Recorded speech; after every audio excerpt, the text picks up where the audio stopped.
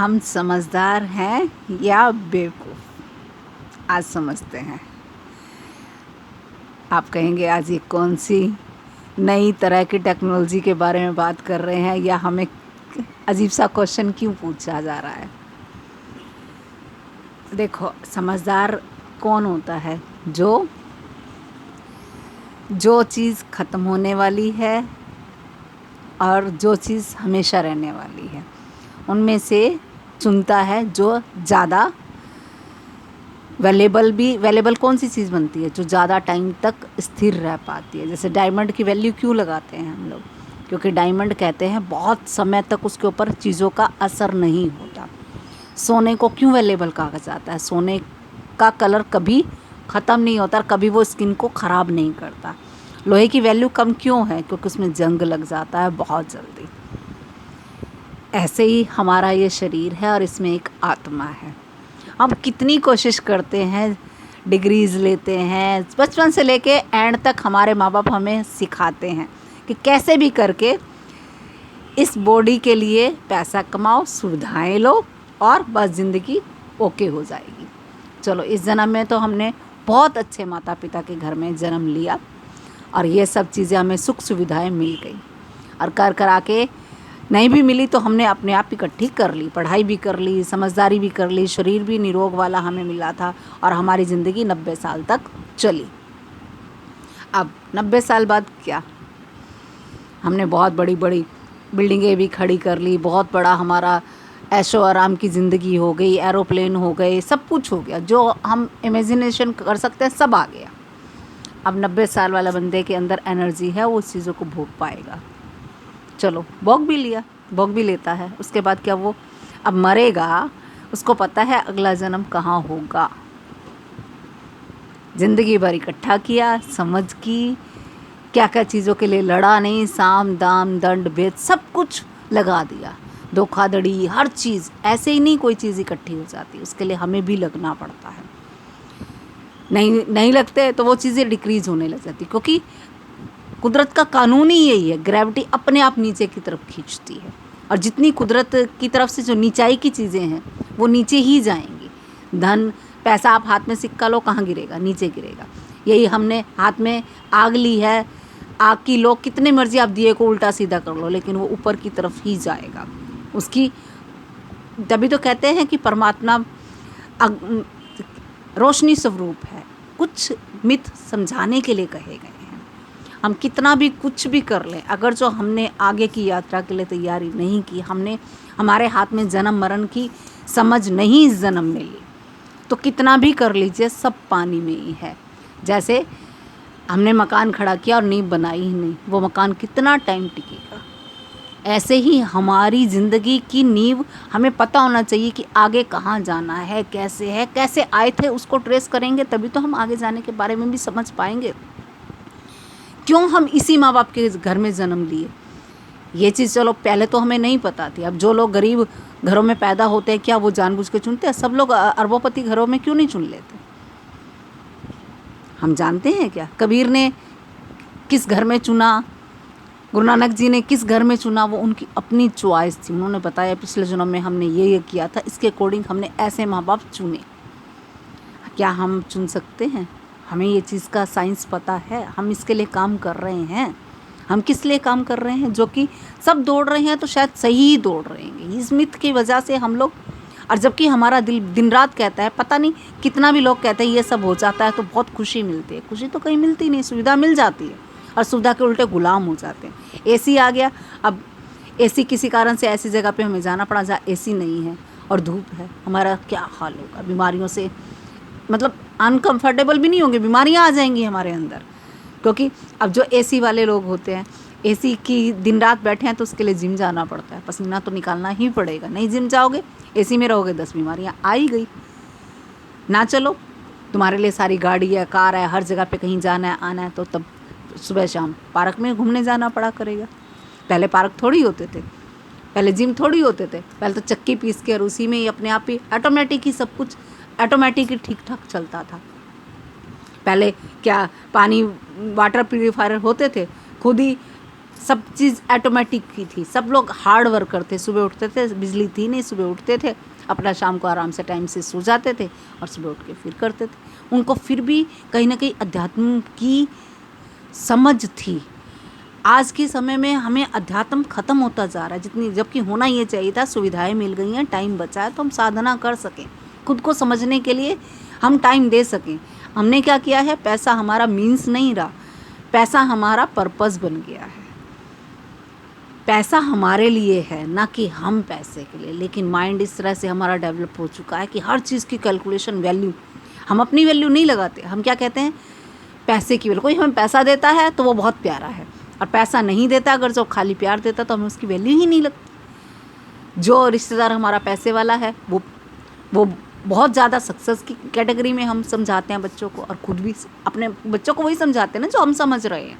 हम बच्चों को सबसे ज़्यादा प्यार करते हैं तो उनको क्या कहते हैं कि बेटा हर चीज़ की कैलकुलेशन कैसे लगाना, वहाँ जाओगे, ये करोगे, वो करोगे, क्या उस दौरान आपका प्रॉफिट हुआ, प्रॉफिट मतलब इतना पैसा बचाया।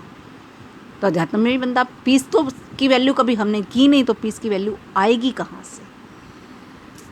थोड़ा हार्ड हो गया, लेकिन ये सच्चाई है। आज रात को ही हम मर जाएं और अगला जन्म हमें पता है हमारा कहाँ होगा, पता नहीं कहाँ जाके हमारा जन्म होगा। कितना देखा जाए तो मतलब हम ऐसी जगह पे, चौराहे पे खड़े हैं जिसका हमें आगे के पल का भी नहीं पता। और ब्रह्म ज्ञानी जो हो जाते हैं उन्हें पिछले जन्म भी पता लगते हैं, इवन आगे वाले जन्मों का भी उन्हें पता लगता है। श्री कृष्ण भगवान गीता में सच्ची तो बोल रहे हैं कि अर्जुन तुझे नहीं पता कितने जन्म तूने लिए हैं, मेरे को मेरे सारे जन्म याद हैं।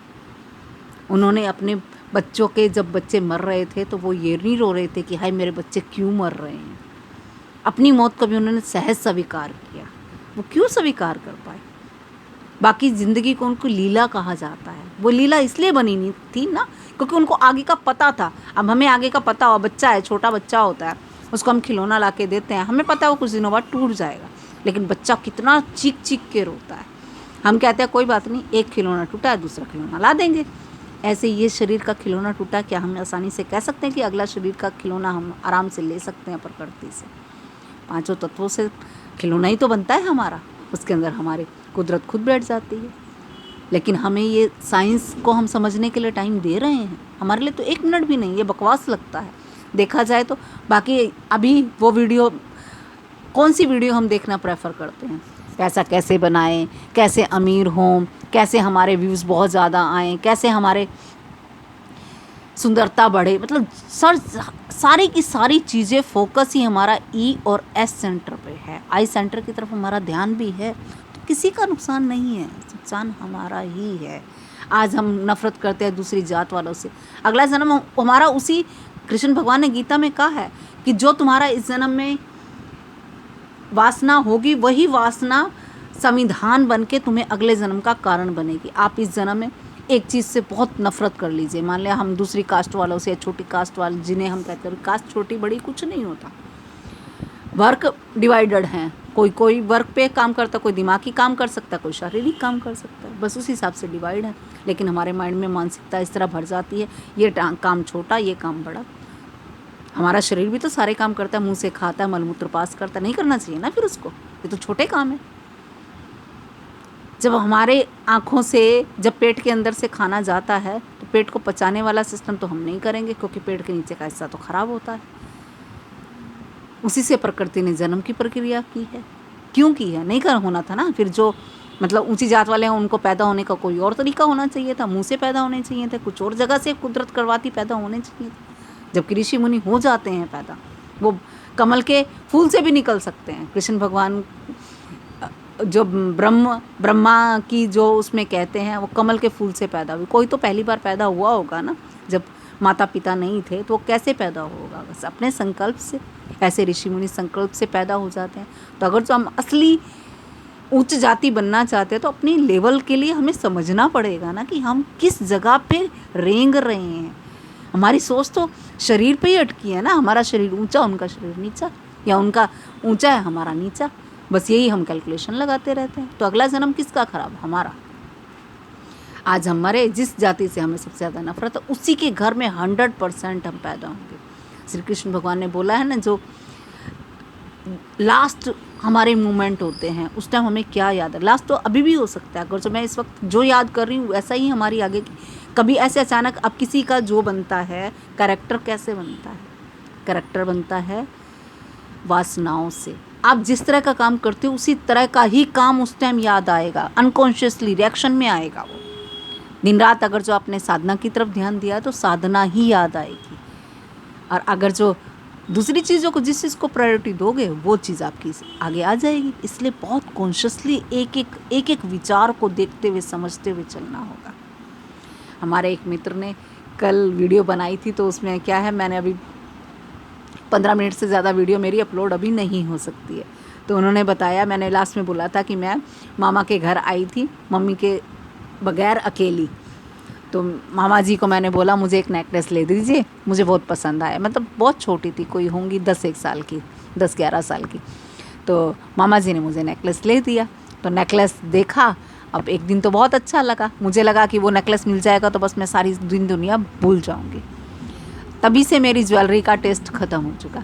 वो ज्वेलरी अगले दिन कुछ अच्छी लगी नहीं रही है, मुझे वही याद आ रही है, मम्मी की याद आ रही है, वही अंदर से खिंचाव हो रहा है, वही सारा कुछ हो रहा है, वही रोना हो रहा है। मामा जी मम्मी को कैसे भी करके बुलाइए। यानी चीज़ें नहीं बांध सकती हमें, चीज़ों में कुछ रस ही नहीं है, रस हम डालते हैं। हमें लगता है हम उस चीज़ को आज, अगले दिन फिर मामा जी ने बोला और तुझे क्या चाहिए, मैंने कहा मुझे ये लगता था ये नेकलेस मिल जाएगा तो मेरी बस मम्मी की याद भूल जाएगी, मुझे ये लग रहा था। लेकिन उसी से मुझे समझ आ गई थी कि और कितनी भी चीज़ें मैं ले लूँगी लेकिन मम्मी की याद मेरे मन से नहीं हटेगी। ऐसे परमात्मा की जो दर्द है, आनंद स्वरूप की जो महसूस है, वो कितना भी हम कुछ ले लें लेकिन अंदर से खालीपन ही होगा। असली जब तक नहीं भरेगा, प्रेम नहीं भरेगा। और कोई मरता नहीं है। अब मेरी माता जी का शरीर शांत हो चुका है लेकिन वो आज भी मुझे महसूस होती है, वो सूक्ष्म तल पे आज भी हैं। जो सपने का शरीर तैयार होता है उसमें वो संदेश देते हैं, आज भी वो हैं और वहीं हमें जाना है। हम दिन भर जो कर्म करते हैं वही सपने बनते हैं ना, तो हम अच्छे कर्म करेंगे तभी तो हमारे स्वप्न भी अच्छे होंगे। मारने पीटने के, हिंसा के करेंगे तो सपने में भी तो वही सब जाएगा। तो बीज तो इसी ये कर्म भूमि है, यहाँ जो बीज डालेंगे वही आगे, उसके बाद तो भोगना ही भोगना होगा। एक बार शरीर छूट गया तो हमारी कमांड हमारे इस शरीर पे नहीं है, तो क्या सपनों में हमारी कमांड आ सकती है हमारे ऊपर? आप सपने अपने हिसाब से देख सकते हैं, हम लोग कभी भी नहीं देख पाते। और जो सपने अपने हिसाब से बना सकते हैं, समझ सकते हैं, वो समझो इस शरीर से पार हो गए। उनका शरीर आज छूट जाए उन्हें कोई फ़र्क नहीं, क्योंकि उन्हें आगे की मॉलिक्यूलर बॉडी में काम करना आ गया खुद से, खुद पर।